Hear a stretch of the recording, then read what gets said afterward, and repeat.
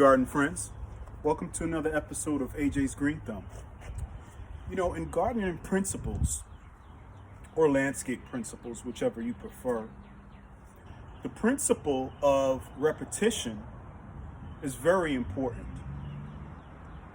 In my garden, I try to make things appear more cohesive, as if there's a plan behind everything.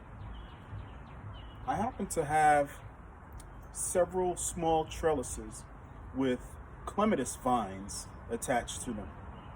So in this corner of the garden, right underneath this arbor, I have a clematis vine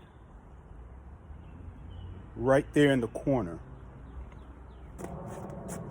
So this vine is just starting to bud, and pretty soon, within the next 2 or 3 weeks, it'll be filled with blooms. I have a perennial ground cover, which is Creeping Jenny, that carpets the bottom. Very beautiful, very full, very lush at this time of the season. And in the corner here, I have a purple Pallas heuchera, which provides great contrast with the chartreuse color of the Creeping Jenny. So this small vignette in the corner, I'd like to repeat this very same vignette for the next 15 feet that way.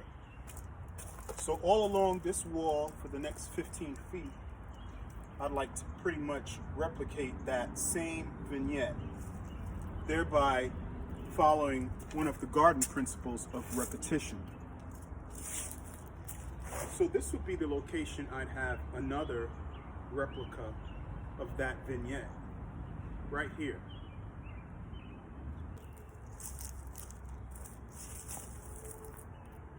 And then right between this fence and this Thuya arborvitae, I'd like to go ahead and put the third clematis vine right here with a small trellis.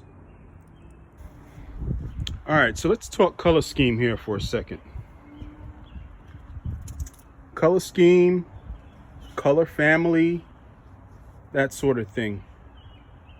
Concepts such as color scheme, leaf texture, similar type of plant, those all aid in repetition as well. So this clematis, well, two of these clematis, they both have lilac soft purple flowers.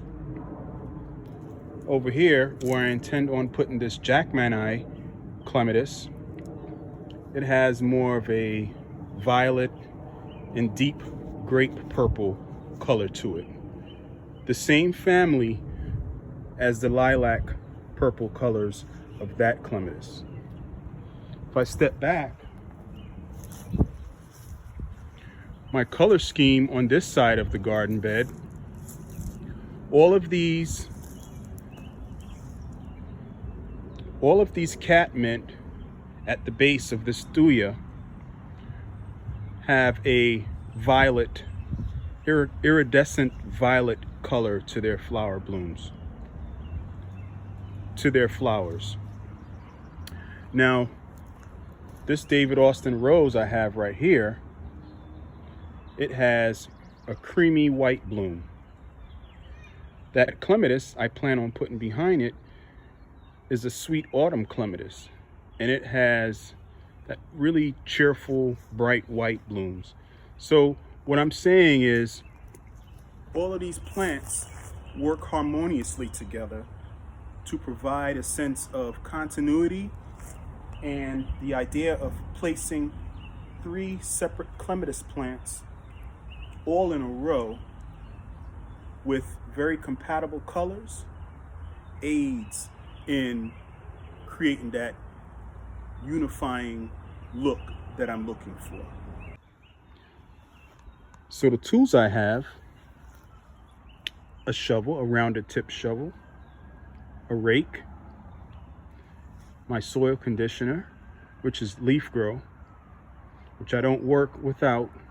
So let's get started.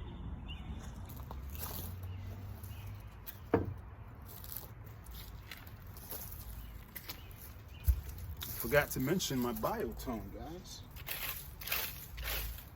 Can't plant without that. All right.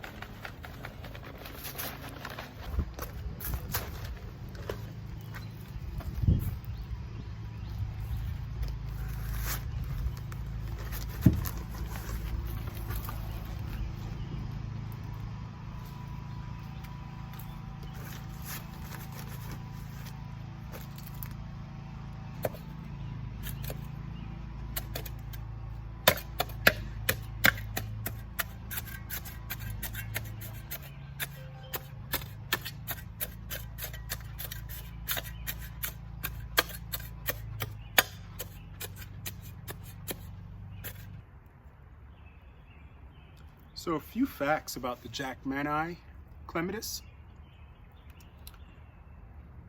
It is the most profuse blooming purple clematis. Flower size is 5 to 6 inches across. Flowering time, June, July, and September. The height is 10 to 12 feet.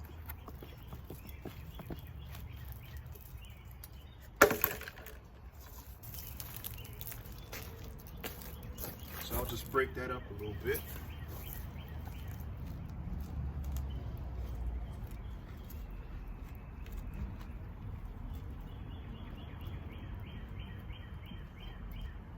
And with the clematis, I tend to slightly tilt the root ball towards the trellis or the support structure. Since this one has already put on significant growth, I'll go ahead and weave it in between some of the slats here and kind of help it out. All right.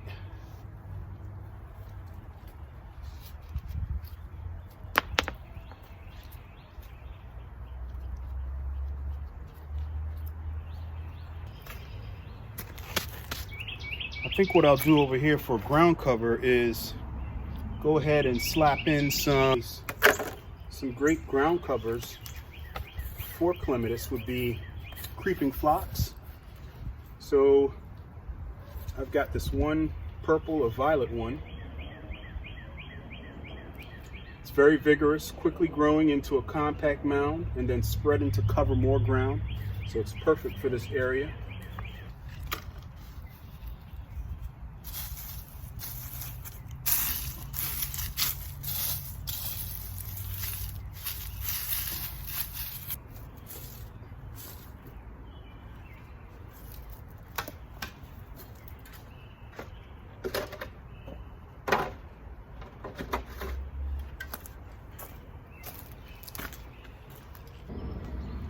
All right, friends, so that completes the planting of 2 clematis and companion planting creeping phlox, a purple one with no name, and the white one was called Snowflake.